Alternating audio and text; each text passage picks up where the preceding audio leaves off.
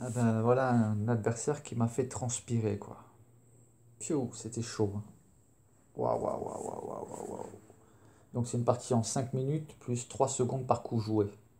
Donc le principe c'est que celui qui joue le plus vite, eh ben, il gagne 3 secondes le plus rapidement possible quoi. Donc si on enchaîne 10 coups rapidement, on gagne 30 secondes quoi. Donc faut jouer vite et en même temps ben, essayer de faire le moins d'erreurs possible quoi.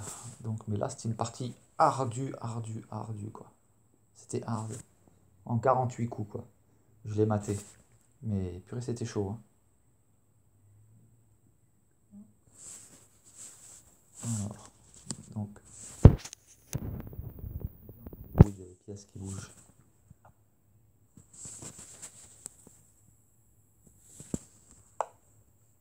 Voilà.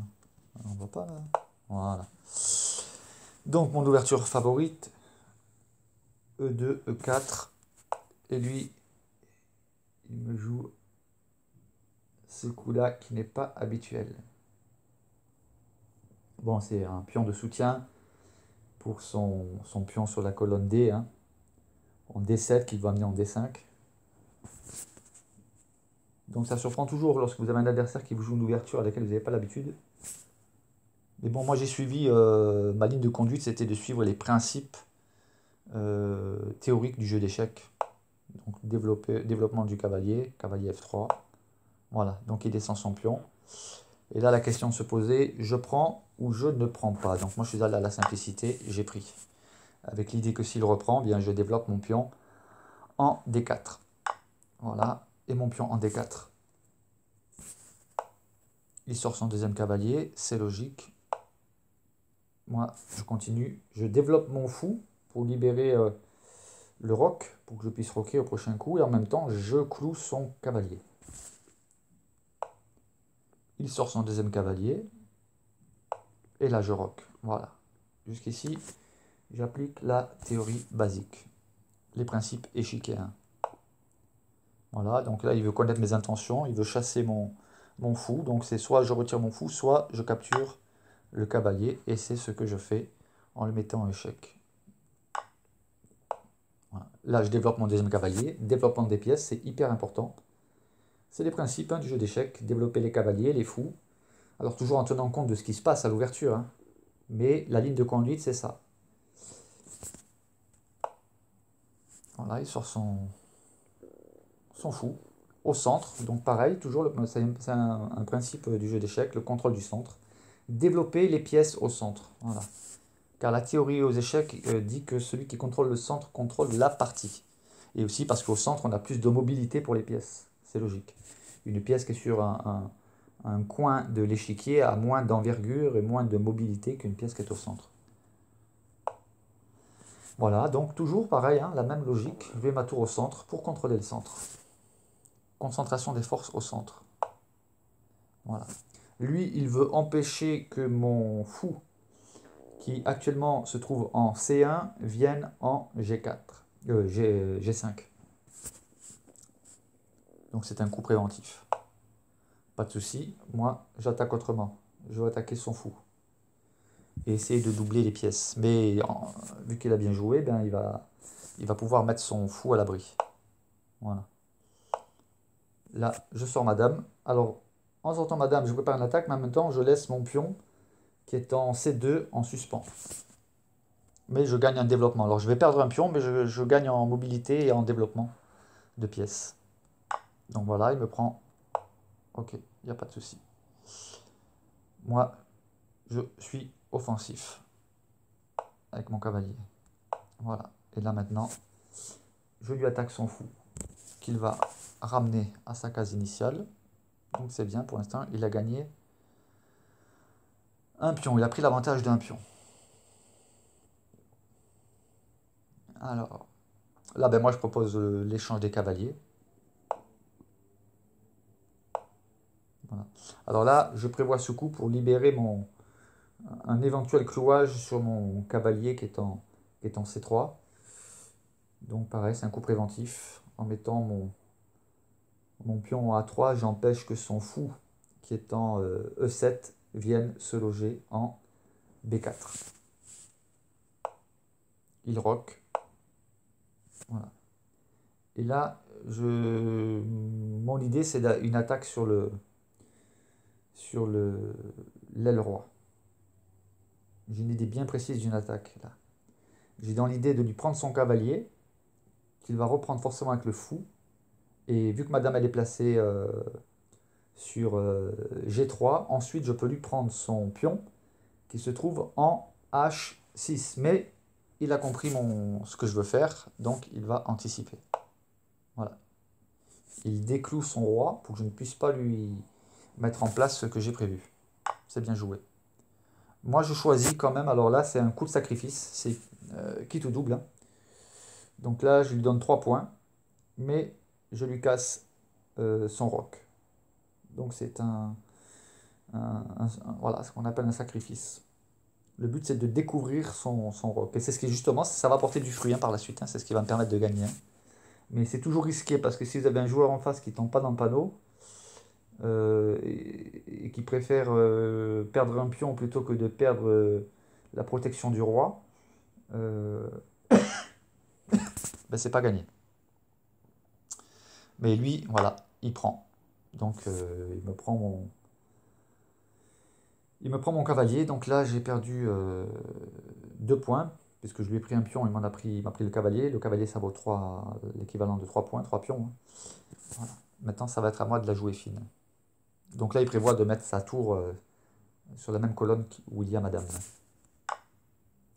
Bon, moi, hop, je diminue le bénéfice. Donc de 3 points, il se passe à 2. Mais il a quand même un avantage de 2 points. Voilà, il attaque madame. Et madame, je la mets ici. Dans l'idée de clouer son fou, qui est en H7. Parce que je compte bien évidemment retirer mon fou qui est en H6. Voilà, il attaque mon fou. Ok. Ah ben, tu peux l'attaquer, mais il est défendu par madame. Donc moi, l'idée ici, c'est de venir échanger les tours. C'est pour ça que je mets ma tour en E3, parce que je compte la ramener en G3. Voilà, je vous explique vraiment ce qui se passe dans ma tête, hein, parce que souvent quand on regarde une partie d'échecs, on se dit mais pourquoi il joue ça, pourquoi il joue ça, et je comprends pas, etc. Donc voilà, je vous explique. Alors là, il double, il fait un doublage, il protège sa tour, mais pour moi, ça pose pas de souci. Je maintiens à mon plan. Il prend, je prends. Et je prends exprès avec ce pion-là, plutôt qu'avec l'autre, pour libérer justement la colonne où je compte exercer une pression, la colonne F.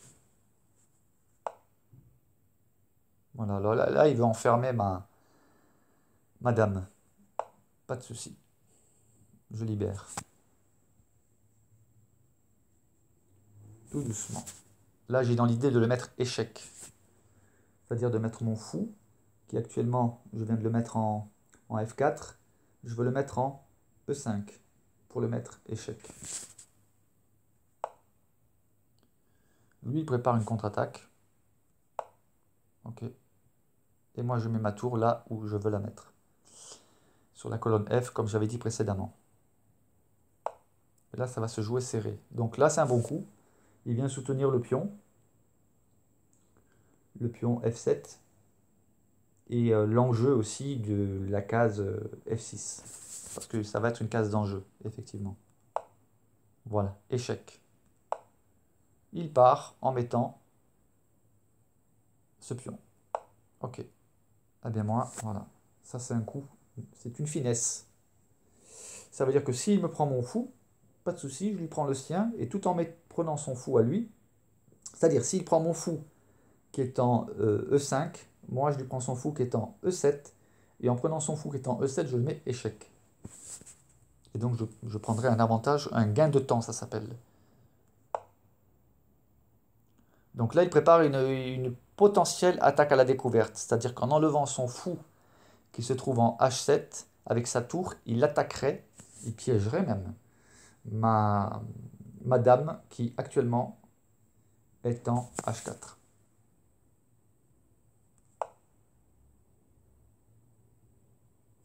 Et moi, je décide de dégager son cavalier, il me gêne son cavalier. Donc je le dégage avec un pion. Il prend mon fou, je lui prends son cavalier. Et il ne peut pas reprendre mon pion avec son pion, sans quoi je lui aurais pris son fou. Donc il recule son fou, qui maintenant du coup est protégé par sa tour, c'est bien joué. Et moi, je le mets échec. Parce que mon pion, de toute façon, voilà, mon pion là, je sais que il est cuit. Donc perdu pour perdu, je prends. Et en même temps, je le mets échec. Il reprend, il attaque ma dame. Et moi, je propose l'échange des dames.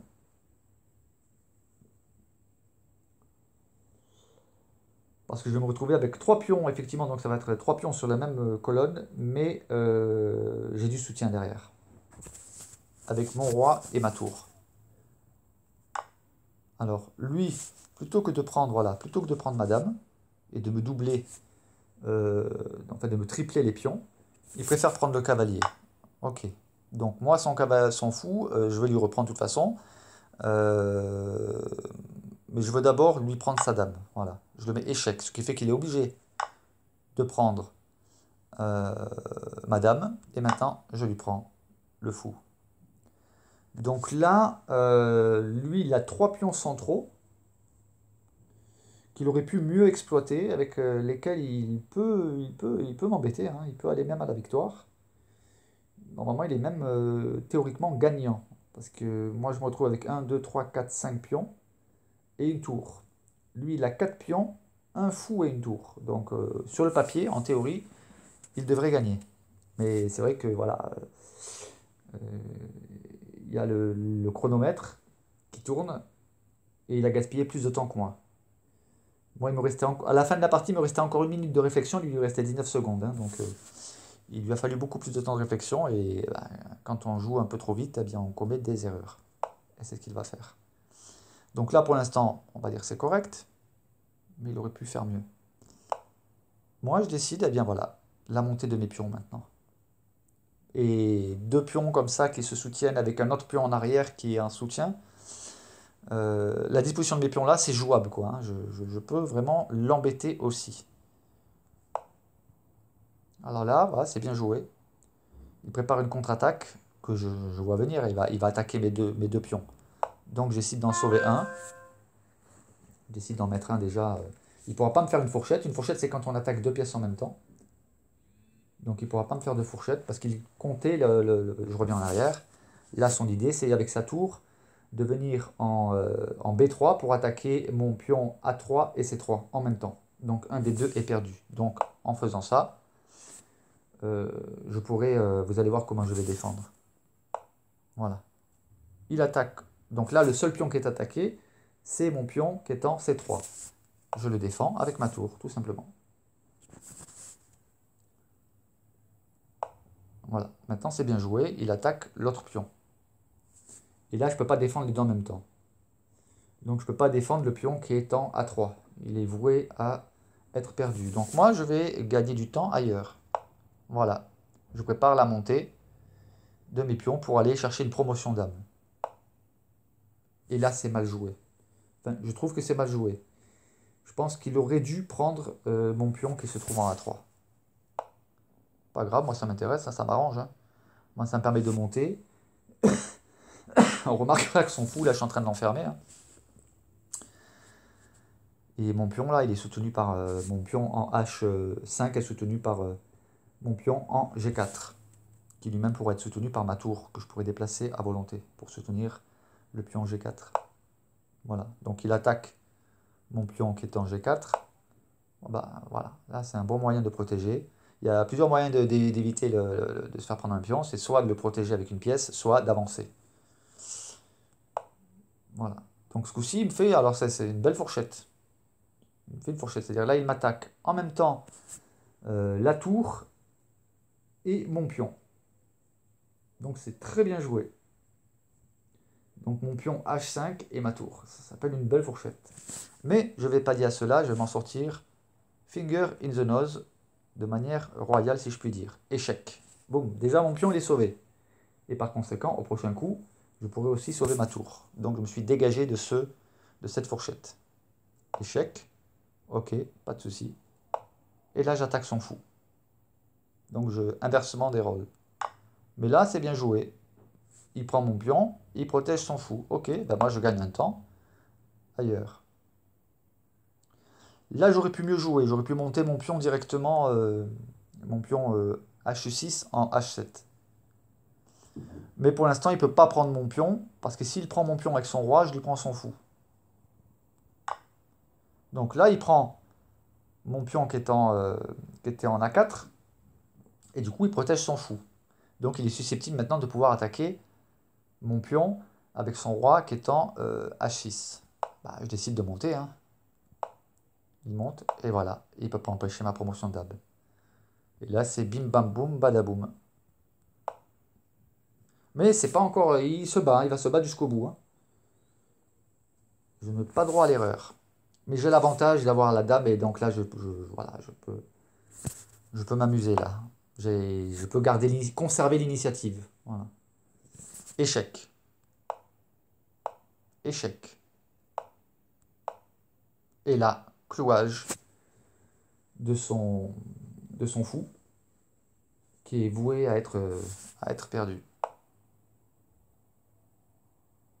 Du moins, c'est ce que je pensais. Parce que là, il a joué un très bon coup. C'est-à-dire qu'il dégage son fou, tout en protégeant sa tour. Son fou en D1, eh bien, protège sa tour qui est en A4. Donc, c'est très bien joué. Mais voilà, j'ai quand même l'initiative. Son roi, il est un peu dans la panade. Et là, c'est bientôt la fin. Voilà, ça, c'est mal joué. Mais en même temps, il était cuit de façon de toute manière. Il était cuit de toute manière. Ouais. Non, en fait, ouais, c'est pas mal joué, c'est qu'il pouvait rien faire d'autre. On revient en arrière, hein. Donc, il est échec. Si il met son roi en E8 ou D8 ou C8, c'est le seul cas où il peut aller, hein. Je mets madame qui est actuellement en H4, en H8, et il est échec et mat. Il ne peut pas aller sur la case C7 parce qu'il est en échec. Donc il ne peut pas aller ni en C8, ni en D8, ni E8. Il aurait éventuellement pu aller en E6, mais je l'aurais mis échec avec madame en E7, et puis je l'aurais maté, quoi. Il aurait été obligé de mettre son roi en F5, et j'aurais continué. Voilà, j'avais l'avantage, j'aurais fait un carnage en fait. Donc il vient là, et là c'est échec et mat, terminé. Son roi n'a plus de case de fuite. Voilà. C'était une belle partie, hein. Moi j'avais 1575, il avait 1585. Bien, du coup il a perdu 13 points. Donc il est descendu à 1572. Et moi j'ai gagné 7 points. Donc je monte à 1582 pour le prochain classement. Voilà, c'était une belle partie.